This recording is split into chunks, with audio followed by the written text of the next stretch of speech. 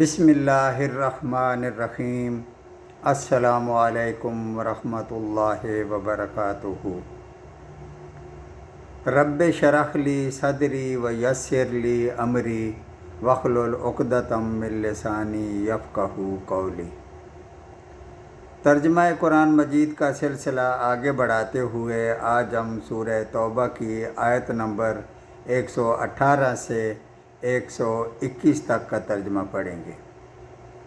آیت نمبر 118۔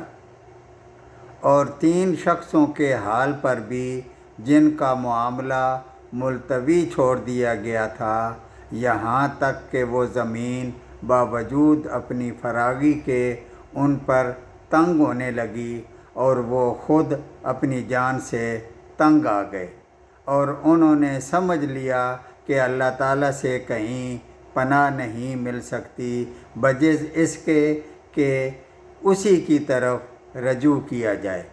پھر ان کے حال پر توجہ فرمائی تاکہ وہ آئندہ بھی توبہ کر سکیں۔ بے شک اللہ تعالیٰ بہت توبہ قبول کرنے والا اور بڑا رحم والا ہے۔ آیت نمبر 119۔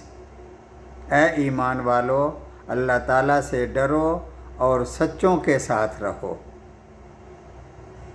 جن کا معاملہ مؤخر اور ملتوی کر دیا گیا تھا اور 50 دن کے بعد ان کی توبہ قبول ہوئی، یہ 3 اصحاب تھے، کعب بن مالک، مرارہ بن ربی اور بلال بن امیہ رضی اللہ تعالیٰ عنہم۔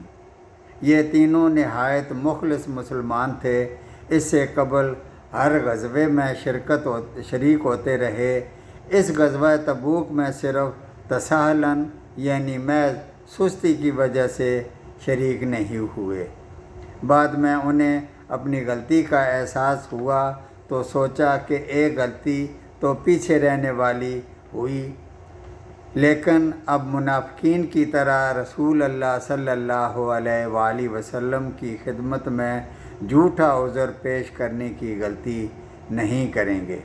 چنانچہ حاضر خدمت ہو کر اپنی غلطی کا صاف اعتراف کر لیا اور اس کی سزا کے لیے اپنے آپ کو پیش کر دیا۔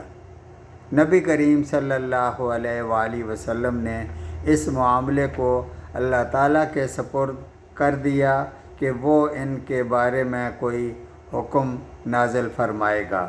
تاہم اس دوران آپ صلی اللہ علیہ وآلہ وسلم نے صحابہ کرام رضی اللہ تعالیٰ عنہم کو ان تینوں افراد سے تعلق قائم رکھنے حتیٰ کہ بات چیت کرنے سے بھی روک دیا، اور 40 راتوں کے بعد انہیں حکم دیا گیا کہ وہ اپنی بیویوں سے بھی دور رہیں۔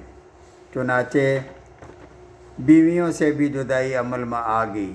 مزید 10 دن گزر گئے تو توبہ قبول کر لی گئی اور مذکورہ آیت نازل ہوئی۔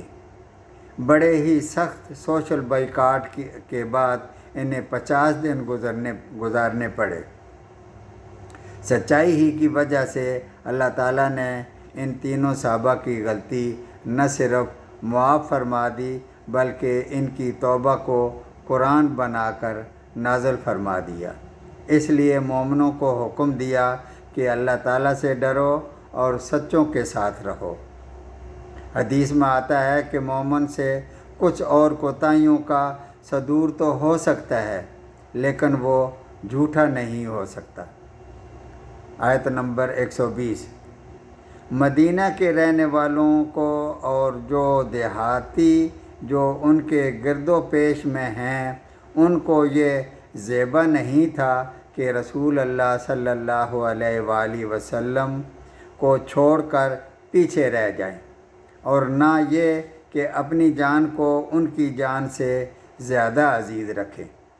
یہ اس سبب سے کہ ان کو اللہ تعالیٰ کی راہ میں جو پیاس لگی اور جو تھکان پہنچی اور جو بھوک لگی، جو کسی ایسی جگہ پر چلے جو کفار کے لیے موجب غیظ ہوا ہو، اور دشمنوں کی جو کچھ خبر لی، ان سے سب پر ایک ایک نیک کام لکھا گیا۔ یقیناً اللہ تعالیٰ مخلصین کا اجر ضائع نہیں کرتا۔ جنگ تبوک کے لیے چونکہ عام منادی کر دی گئی تھی، اس لیے معذورین، بوڑھے اور دیگر شرعی عذر رکھنے والوں کے علاوہ سب کے لیے اس میں شرکت کرنا ضروری تھا۔ لیکن پھر بھی جو سکان مدینہ یا اطراف مدینہ میں سے ایک جہاد میں شریک نہیں ہوئے، اللہ تعالیٰ ان کی زجر و تنبیہ کرتے ہوئے فرما رہا ہے کہ ان کو رسول اللہ صلی اللہ علیہ وآلہ وسلم سے پیچھے نہیں رہنا چاہیے تھا، یعنی یہ ان کے لیے زیبا نہیں تھا کہ خود اپنی جانوں کا تحفظ کر لیں اور رسول اللہ صلی اللہ علیہ وآلہ وسلم کی جان کے تحفظ کا خیال نہ ہو، بلکہ انہیں رسول اللہ صلی اللہ علیہ وآلہ وسلم کے ساتھ رہ کر اپنے سے زیادہ ان کے تحفظ کا اہتمام کرنا چاہیے تھا۔ اللہ تعالیٰ کی راہ میں انہیں جو پیاس، تھکاوٹ یا بھوک پہنچے گی، یا ایسے اقدامات جن سے کافروں کے غیظ و غضب میں اضافہ ہوگا، اسی طرح دشمنوں کے آدمیوں کو قتل کرو گے یا ان کو قیدی بناؤ گے، یہ سب کے سب کام عمل صالح لکھے جائیں گے۔ آیت نمبر 121۔ اور جو کچھ چھوٹا بڑا انہوں نے خرچ کیا اور جتنے میدان ان کو طے کرنے پڑے، یہ سب بھی ان کے نام لکھا گیا تاکہ اللہ تعالیٰ ان کے کاموں کا اچھے سے اچھا بدلہ دے سکے۔ صدق اللہ العظیم۔